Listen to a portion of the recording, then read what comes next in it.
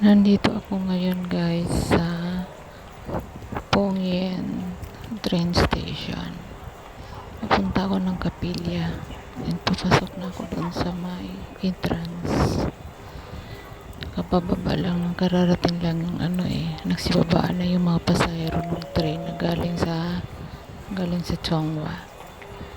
Ayan, dito ako. Papasok ako dito sa kailangan kong itap yung aking card. Yan, para makapasok. Akit ako doon sa kaliwang bahagi. Sa pakaliwa ako. Yan. Medyo kakaunti lang ngayon yung mga pasahero kasi araw ng Huwebes. Ayan, pakit na tayo doon sa taas. Ito tayo, pupunta tayo ng Taichung Station sa may papapakyat sa taas.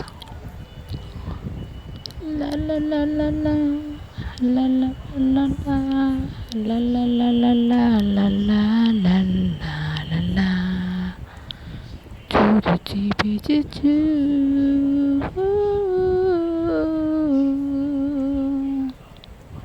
love you.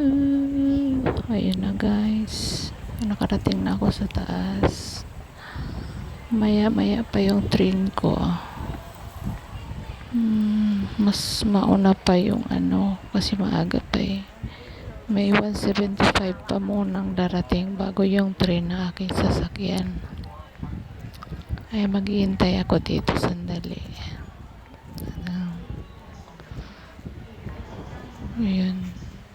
Ayan yung yung train na aking sasakyan, yung